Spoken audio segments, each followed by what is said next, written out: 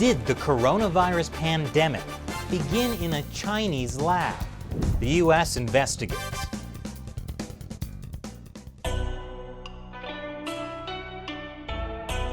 This is China Uncensored. I'm Chris Chappell. Did the coronavirus begin in a Chinese lab? The ongoing saga of the coronavirus, what I call the CCP virus, has taken a new twist.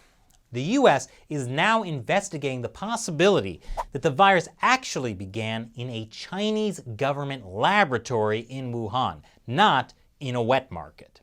At the start of the outbreak, this is where China directed the world's attention, suggesting that this Wuhan seafood market was the source of the novel coronavirus outbreak. U.S. intelligence officials tell CNN they are investigating another possible source, suggesting the virus may not have originated naturally as China has advertised, but rather that it possibly started in a Wuhan lab. Okay, it's kind of an old twist.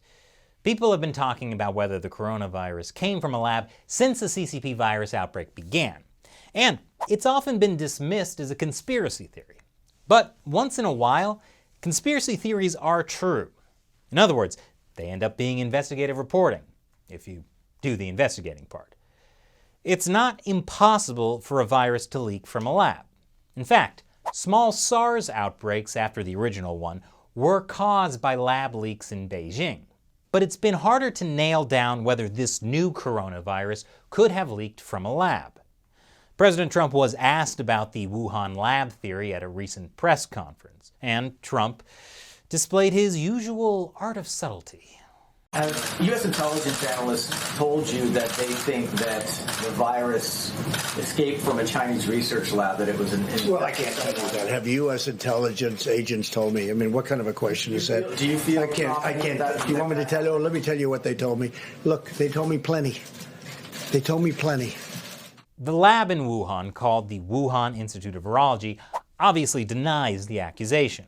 In an interview with Chinese state-run media, the director of the lab said there is absolutely no way that the virus originated from our institute.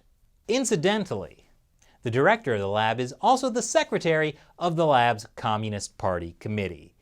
And it makes sense that the highest-ranking person in the lab would also head the lab's Communist Party committee. But when was the last time the Chinese Communist Party lied to us about the coronavirus? Anyway, the World Health Organization is backing up China's story, saying the coronavirus came from an animal, not a lab. And when was the last time the WHO lied to us about the coronavirus? Of course, the WHO was wrong, but that's just because they believed the Chinese Communist Party. I see a problem here. Back to the virus. Originally, it was thought to come from this wet market, but apparently there's no evidence the market sold bats or pangolins, the animals from which the virus is thought to have jumped to humans. And the bat species that carries it isn't found within 100 miles of Wuhan. So there's a potential hole in the wet market theory.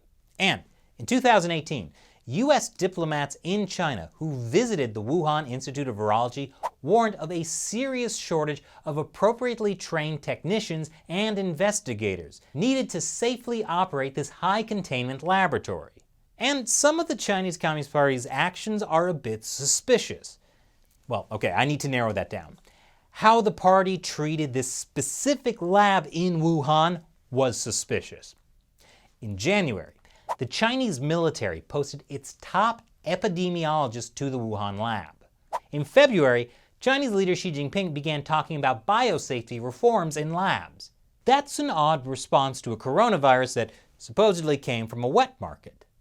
And as the U.S. began to investigate the origin of the coronavirus, the Communist Party began to heavily censor academic research about the origin of the virus. I mean, science and public health are always best served when communist officials are looking over scientists' work. Of course, if the coronavirus didn't begin in a lab, the Communist Party could clear its name by having outside scientists come look at the Wuhan lab and set the record straight. But, according to U.S. Secretary of State Mike Pompeo, China is not allowing that. We know that they've not permitted the world scientists to go into that laboratory to evaluate what took place there, what's happening there even as we speak.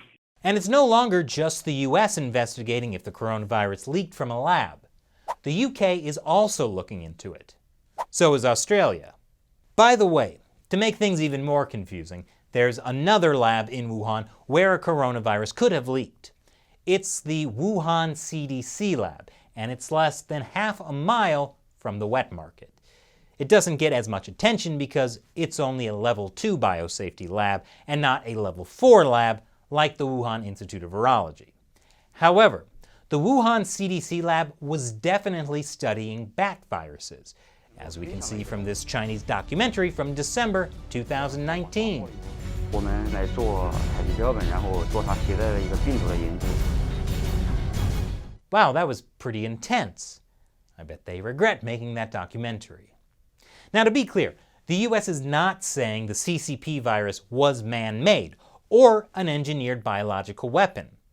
Just because one of these labs may have been doing risky experiments on bat coronaviruses does not mean they were trying to make a bioweapon. And obviously, an uncontrollable coronavirus would be the world's stupidest bioweapon. And US officials noted that the intelligence community is also exploring a range of other theories regarding the origination of the virus. So they're not just looking into the lab leak theory. But they are also investigating to see if the virus may have accidentally leaked from a lab, which has a checkered history of safety problems. American embassy officials in Beijing made several visits to the research facility and sent 2 official warnings back to Washington in early 2018 about the lab's inadequate safety measures. This was at a time when researchers were conducting risky studies on coronaviruses from bats. So what do you get when you combine risky laboratory research with inadequate safety measures? An epidemic that totally came from a wet market. And if you say otherwise, you're a crazy conspiracist.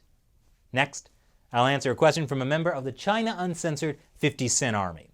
Since YouTube has been hurting us with demonetization, the China Uncensored 50 Cent Army has stepped up. They're viewers like you who help us keep up the fight of truthful, uncensored information by supporting China Uncensored through the crowdfunding website Patreon. Today's question comes from Coraline Algae. If enough Western countries pull manufacturing and investment out of China in the coming years, do you think the CCP will react aggressively, or do you think they will enact internal reforms to address Western concerns? Not that anyone can trust a thing they say. Very interesting question. I think the Chinese Communist Party is absolutely terrified of Western investment pulling out of China. That's a regime ender. So, how are they dealing with it? Well, we've seen an increase in surveillance. Now, they claim that's to combat the coronavirus, but I believe it's because the party is preparing for any social unrest that might arise from the economy going down the tubes. On the flip side, the Chinese regime will try to lure Western investment back to China. They'll make it sound like a sweet deal, just like they did when China joined the World Trade Organization. For more on that, check out my recent interview with Curtis Ellis called "China is Hoarding the World's Medical Supplies." But I hope this time the world has wised up. Thanks for your question, Coraline. If you'd like to hear your question answered on the show, join the China Uncensored 50 Cent Army over at patreon.com/China Uncensored. Now, if you like hearing about all the ways China is affecting you, you're probably subscribed to China Uncensored. But did you know that YouTube has been secretly unsubscribing people? They're also not sending out notifications to everyone about new episodes. So make sure you subscribe, smash that like button, and share our episodes. Once again, I'm Chris Chappell. See you next time.